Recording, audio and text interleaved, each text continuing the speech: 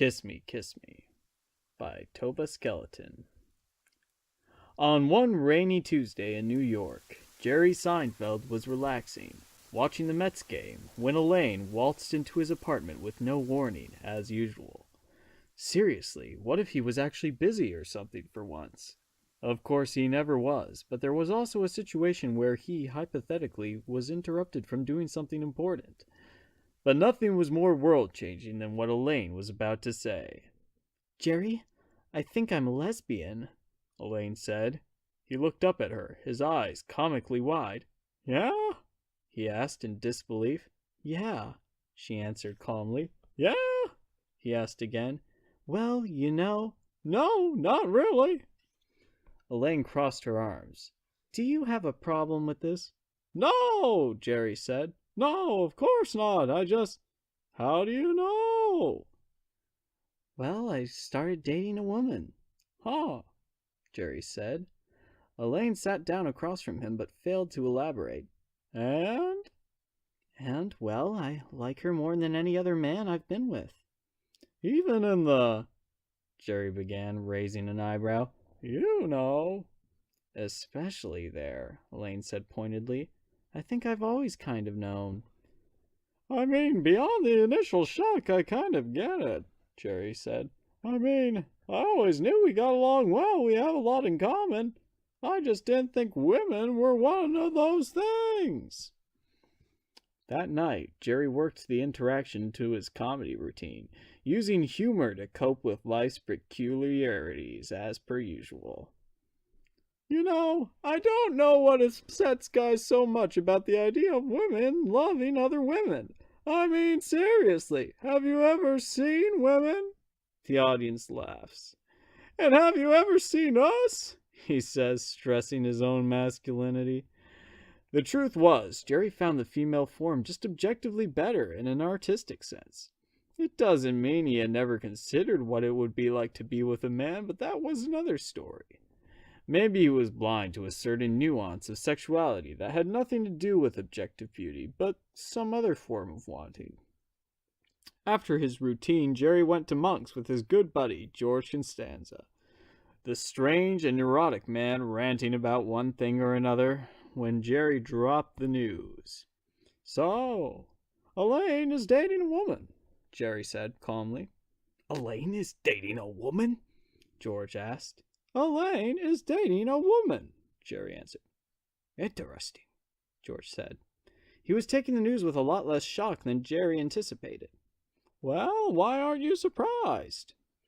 "To be honest, I sort of saw it a little bit before, but I think that about everyone," George muttered. "You think everyone is a lesbian?" Jerry asked. "Well, all my exes seem to be," George said. He began to vigorously sip his chamomile tea. "George, why didn't you tell me?" I couldn't know for sure. Who knows if anyone can know for sure," George said with a sigh. "What do you mean no one can know for sure?" Isn't everyone a little bit unsure? Like, you have to be," George shrugged. "So you're saying you're unsure," Jerry said. George glared at him. "Don't tell me you've never thought of it before," George argued. Jerry laughed it off, changing the topic quickly. Elaine's girlfriend was a blonde, a tall, hot blonde to be exact. Jerry stared at the woman in disbelief. He wasn't sure what he was expecting, but it most certainly wasn't this. "Hello," Jerry began. "Janet," the woman replied.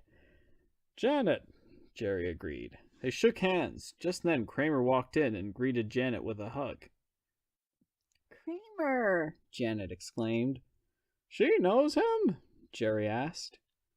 Elaine began. She sighed. "They're cousins." "You're dating a Kramer!" Jerry laughed. Elaine rolled her eyes. Just then George walked in. "Hey, Jerry, and—" He turned to Janet. "Who is this?" he asked, smirking playfully. "Elaine's girlfriend," Jerry said. George awkwardly shook Janet's hand and sat down to reflect on his awkward failures. George Costanza knew how it was with him and women. Sometimes it was like he set himself intentionally to fail. But why would he do that? It's not like he's some sort of homosexual. There was that massage once. He shook the thought out of his head. No, he wasn't gay. He wasn't a gay man. He couldn't be. Pondering this, he didn't even notice when Elaine, Janet, and Kramer exited the apartment. "You okay there, George?" Jerry asked. He sounded genuinely concerned. Yeah, I'm fine," George replied. Jerry closed the door. "Do you think they're, How should I know?" Jerry asked. "It doesn't bother you?" George mused. "Since you and Elaine were together and now she's switched teams?" "I mean," Jerry Seinfeld considered, "sexuality is fluid.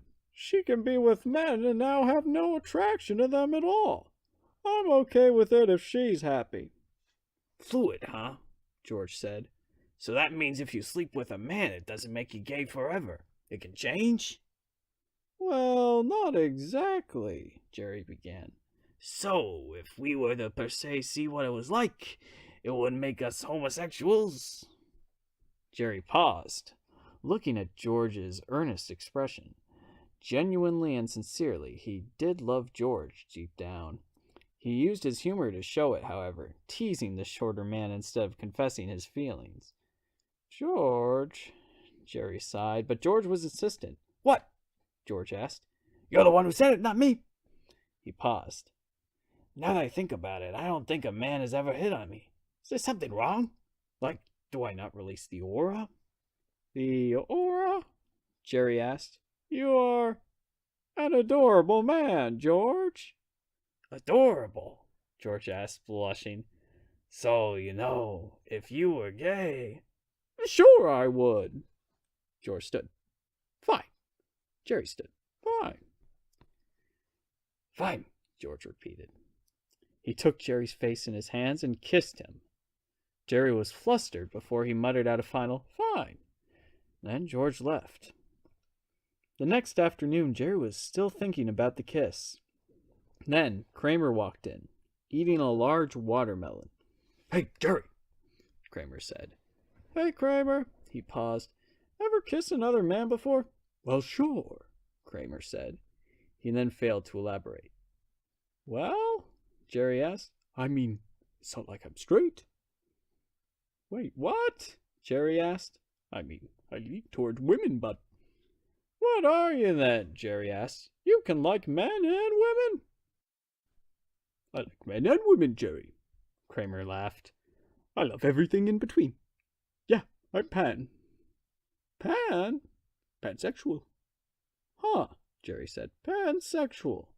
Maybe I also like men and women. This is all hypothetical, of course." Yes, Kramer said. "You're on the Kinsey scale." "What about bisexual?" Jerry asked. "Whatever is comfortable to you, man," Kramer said, patting his back and exiting. Just then, George entered. "I'm gay, Jerry. I'm a gay man." "If you are, well then I suppose I'm a both man. A bi man." "You are?" George asked, raising an eyebrow. Jerry caressed the peculiar face of George Costanza. "I'm pretty sure." So Jerry and George went on a double date with Janet and Elaine.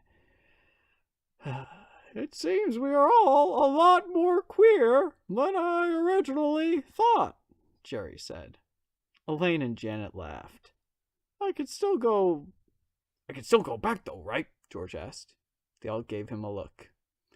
"Just kidding." George," Jerry said, "I think this is going to be bad for my comedy. How am I supposed to make observational humor about dating when I like you too much?" "You'll find a way, Jerry," Elaine laughed. And they did. They all got married, and Kramer officiated each wedding. The end.